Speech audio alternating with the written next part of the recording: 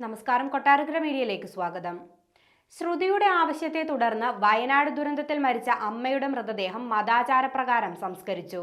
ചൂരൽമലയിലെ ഉരുൾപൊട്ടലിൽ മരിച്ച സബിതയുടെ മൃതദേഹമാണ് മകൾ ശ്രുതിയുടെ ആവശ്യമനുസരിച്ച് പുത്തുമലയിലെ പൊതുശ്മശാനത്തിൽ നിന്ന് പുറത്തെടുത്ത് മേപ്പാടി മാരിയമ്മൻ ക്ഷേത്രത്തിലെ പൊതുശ്മശാനത്തിൽ ആചാരപ്രകാരം വീണ്ടും ദഹിപ്പിച്ചത്.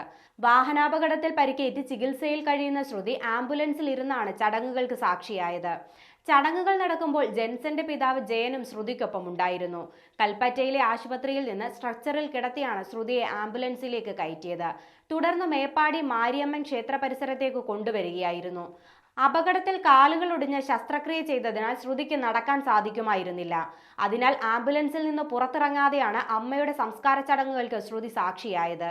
ചൂരൽമല ഉരുൾപൊട്ടലിൽ അച്ഛൻ ശിവണ്ണൻ, അമ്മ സബിത, സഹോദരി ശ്രേയ എന്നിവരുൾപ്പെടെ 9 ബന്ധുക്കളെയാണ് ശ്രുതിക്ക് നഷ്ടമായത്. സഹോദരിയെയും അച്ഛനെയും തിരിച്ചറിഞ്ഞ് നേരത്തെ സംസ്കരിച്ചിരുന്നു. DNA പരിശോധനയിലൂടെയാണ് അമ്മയെ തിരിച്ചറിഞ്ഞത്. കുടുംബത്തിൽ എല്ലാവരും നഷ്ടമായപ്പോൾ ശ്രുതിയുടെ ഏക ആശ്രയം പ്രതിശ്രുതവരനായിരുന്ന ജെൻസൺ ആയിരുന്നു.